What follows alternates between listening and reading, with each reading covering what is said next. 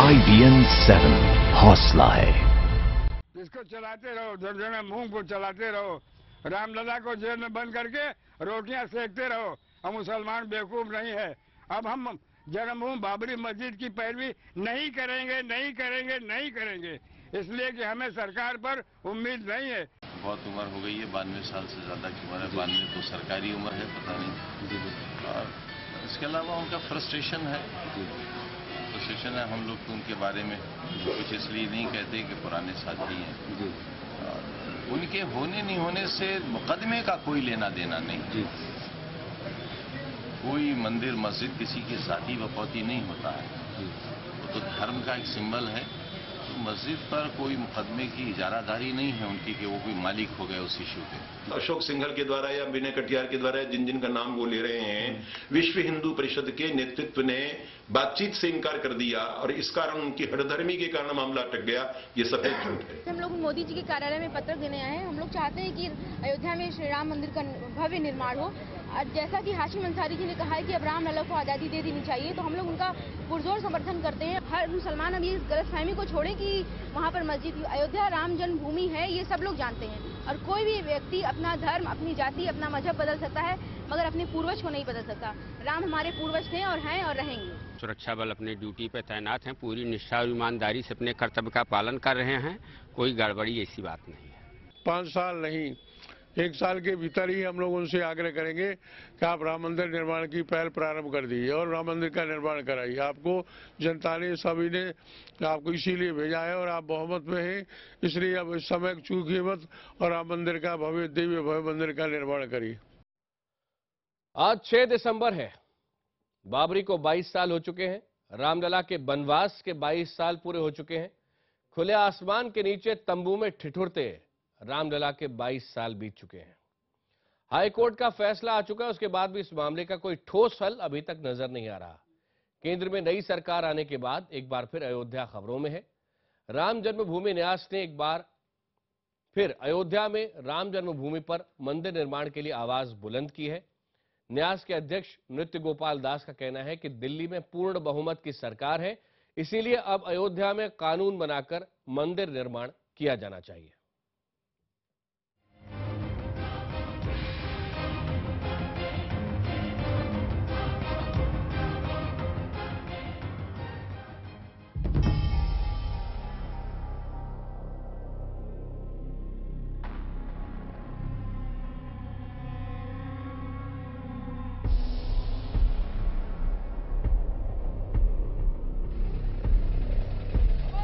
बाईस साल बाद एक बार फिर अयोध्या वहीं खड़ी है।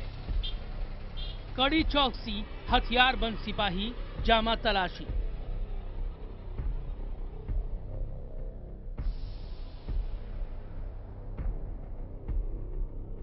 लोगों के चेहरे पर थोड़ा कौतुक, थोड़ा चौकन्नापन, लेकिन अयोध्या को अब इसकी आदत पड़ गई है।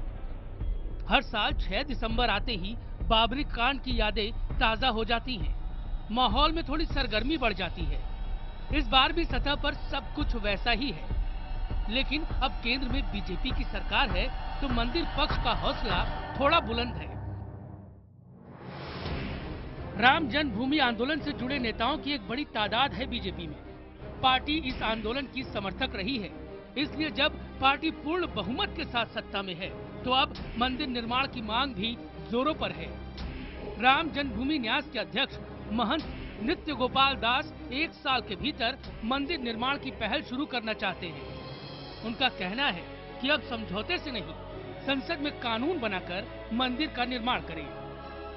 5 साल नहीं, 1 साल के भीतर ही हम लोग उनसे आग्रह करेंगे कि आप राम मंदिर निर्माण की पहल प्रारंभ कर दीजिए और राम मंदिर का निर्माण कराइए। आपको जनता ने, सभी ने आपको इसीलिए भेजा है और आप बहुमत में हैं, इसलिए अब इस समय चूकिए मत और राम मंदिर का भव्य दिव्य भव्य मंदिर का निर्माण करिए।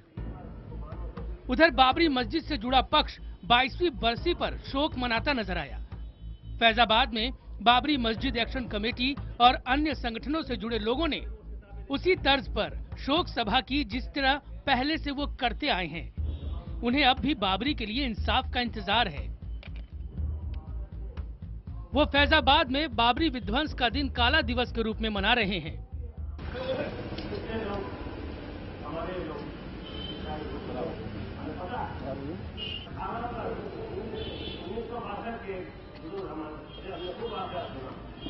लेकिन जिस अंदाज में अब राम मंदिर की मांग उठी है, उसे लेकर सिर्फ अयोध्या और फैजाबाद में ही नहीं, पूरे सूबे में अलग तरह की सुगबुगाहट है। अयोध्या में अंदर अंदर एक बयार ये भी बह रही है कि राम मंदिर का निर्माण जल्द ही शुरू हो जाएगा। ये चर्चा कहां से आई कोई नहीं जानता, लेकिन अयोध्या के लोग मानने लगे हैं कि 6 दिसंबर की घटना को स्थानीय लोग भूलने लगे हैं। 6 दिसंबर की घटना जो है लोग भूल चुके हैं।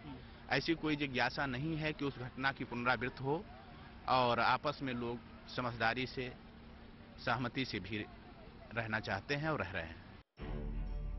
वहीं इस मामले को लंबे समय से देख रहे पत्रकार और बुद्धिजीवियों का एक वर्ग भी मान रहा है कि इस मसले पर दोनों पक्षों के बीच समझौते की कोई संभावना नहीं है, इसलिए बेहतर है कानून बनाकर इस मसले का समाधान कर लिया जाए। जाहिर है ये महंत रामदास चंद्र की ही लाइन है।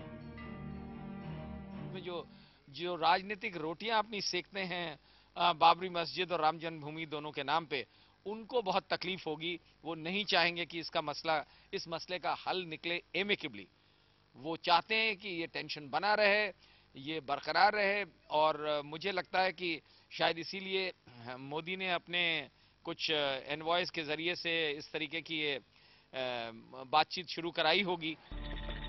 जानकारों की राय में अंदर ही अंदर काफी कुछ पक रहा है। सतह पर भले वो न दिख रहा हो, लेकिन मोर्चाबंदी जारी है। प्रधानमंत्री नरेंद्र मोदी के संसदीय क्षेत्र बनारस से मुस्लिम महिलाओं के एक ग्रुप ने प्रधानमंत्री को एक पत्र भेजा है। इस पत्र के जरिए मांग की गई है कि अयोध्या में विवादित स्थल पर मंदिर बनाया जाए। राम हमारे भी पूर्वज थे।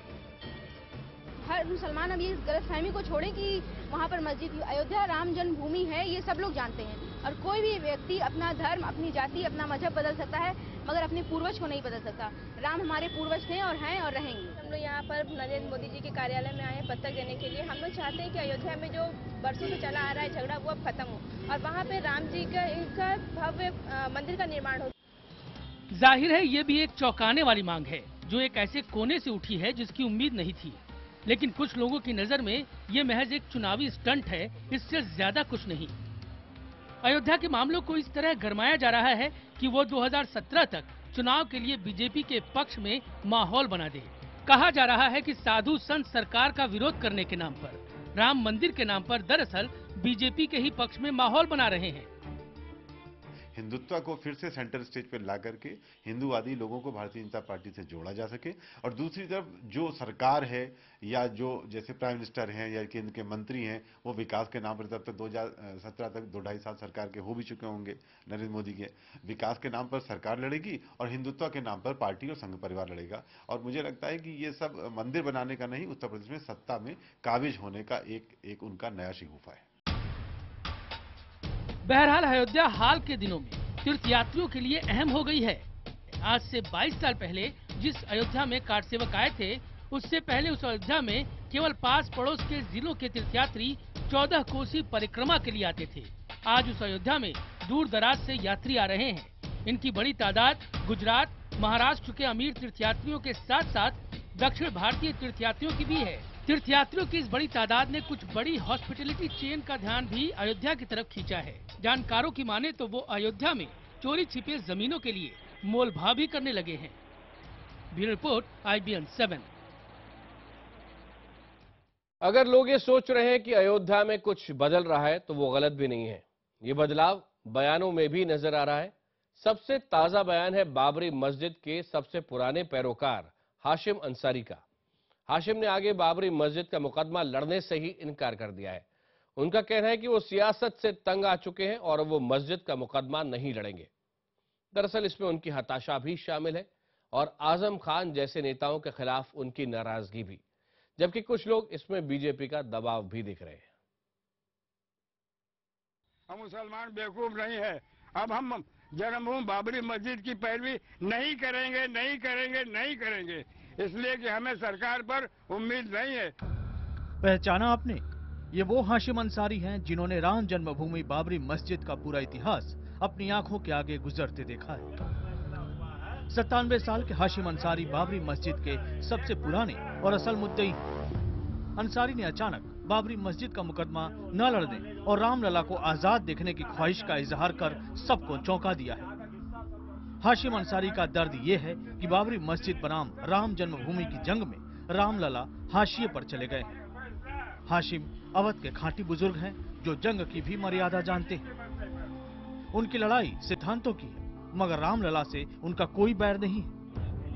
दरअसल कई मायनों में वो मंदिर वालों के मुकाबले रामलला के ज्यादा करीबी हैं, क्योंकि अपनी पैदाइश से ही वो रामलला के पड़ोसी हैं।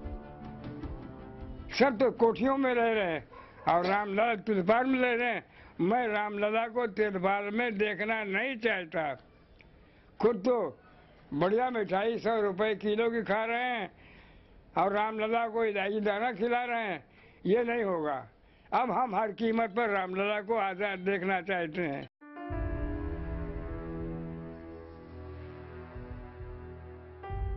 हाशिम अंसारी 1949 में इस विवाद की शुरुआत से ही मुकदमे से जुड़े हैं। ऐसा नहीं है कि उनका हृदय परिवर्तन हो गया है या उन्होंने पाला बदल लिया है। सुन्नी वक्फ बोर्ड ने 1961 में पहली बार इस मुकदमे में उनकी गवाही कराई। ये गवाही 150 से ज्यादा पन्नों की थी। लेकिन इन दिनों वो समाजवादी सरकार के मंत्री आजम खान से खफा है। आग में घी का काम किया है आजम खान को उस बयान ने जिसमें उन्होंने कहा था कि अयोध्या में तो मंदिर बन ही चुका है। उनका कहना है कि आजम मुलायम के साथ मिलकर सिर्फ उनके मुकदमे का फायदा उठा रहे हैं। हालांकि एक बुजुर्ग की नाराजगी से बेपरवाह आजम खान का कहना है कि उनके हटने से कोई फर्क नहीं पड़ेगा। उनके होने नहीं होने से मुकदमे का कोई लेना देना नहीं। कोई मंदिर मस्जिद किसी के साथी वफौती नहीं होता है। वो तो धर्म का एक सिंबल है। तो मस्जिद पर कोई मुकदमे की इजारादारी नहीं है उनकी कि वो कोई मालिक हो गए उस इश्यू के। आजम खान सबसे पहले बाबरी मस्जिद एक्शन कमेटी के जरिए ही चर्चा में आए थे। हालांकि बाबरी मस्जिद एक्शन कमेटी के मौजूदा संयोजक और वरिष्ठ वकील जफर याब जिलानी का भी कहना है कि अंसारी के हटने से कोई फर्क नहीं पड़ेगा। लेकिन वो इतना जरूर कहते हैं कि अंसारी को मना लिया जाएगा। हालांकि हाशिम के इस बयान के बाद जन्मभूमि के पैरोकारों के चेहरे पर खुशी की लहर दिखी। कुछ नेताओं का कहना है कि अंसारी ने जीवन की आखिरी घड़ी में अच्छा फैसला किया है। जैसे सरकार सकारात्मक सोच के साथ सबको लेकर के चल रही है, सबकी सुरक्षा की बात कर रही है, सबके विकास की बात कर रही है, वैसे ही राम जन्मभूमि के मुद्दे पर और हिंदू आस्था से जुड़े हुए अन्य मुद्दों पर मुस्लिम पक्ष भी अगर उस सकारात्मक रुख को अपना ले तो देश के अंदर न केवल सकारात्मक रूप से विकास होगा अपितु देश के अंदर सौहार्द की स्थापना भी होगी। जबकि राजनीतिक दल अंसारी के इस फैसले को शक की निगाह से देख रहे हैं। उन्हें लग रहा है कि अंसारी दबाव में है। जाहिर है दबाव से उनका इशारा बीजेपी की ही ओर है। The point is, he expresses sadness. What is happening or what has happened behind the scene, whether he is under some pressure or he is doing it on his own. These are all matters to be examined. 1961 में Sunni central वक्फ board ने विवादित ढांचे को वापस मस्जिद घोषित करने और रामलला की मूर्ति हटाने की याचिका दायर की। इस मामले में सबसे पहली गवाही मोहम्मद हाशिम अंसारी की ही 197 पृष्ठों में दर्ज हुई। 1986 में इलाहाबाद हाईकोर्ट की लखनऊ पीठ ने ढांचे का ताला खोलने का आदेश दिया तो इस फैसले को हाशिम अंसारी ने चुनौती दी। हाल में हाईकोर्ट के फैसले के बाद भी अंसारी सुप्रीम कोर्ट तक लड़ने की बातें कर रहे थे। ऐसे में अचानक उनके रुख में आए इस बदलाव का मतलब क्या है और उसका असर क्या होगा, ये देखने की चीज होगी। Bureau report, IBN 7।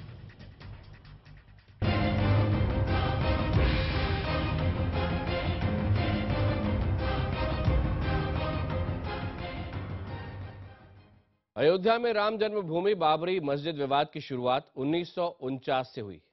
22-23 दिसंबर 1949 की रात अचानक मस्जिद के भीतर रामलला की मूर्ति सामने आई।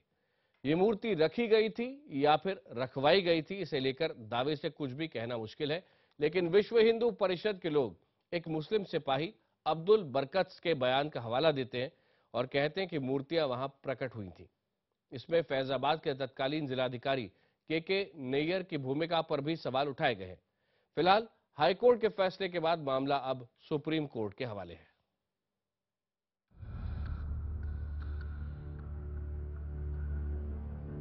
सिपाही अब्दुल बरकत का बयान राम जन्मभूमि की कार्यशाला के बाहर मोटे मोटे हरफों में लिखा है। इस बयान में अब्दुल बरकत कहता है कि मस्जिद के भीतर से नीली रोशनी आ रही थी जिसे देखकर मैं बेहोश हो गया।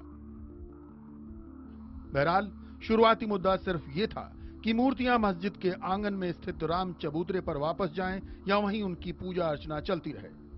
उस समय हिंदुओं की पंचायती संस्था निर्मोही अखाड़ा ने मस्जिद से सटे राम चबूतरे पर मंदिर बनाने का दावा किया था, जिसे अदालत ने यह कहते हुए खारिज कर दिया कि ऐसा होने से रोज रोज सांप्रदायिक झगड़े और खून खराबे होंगे।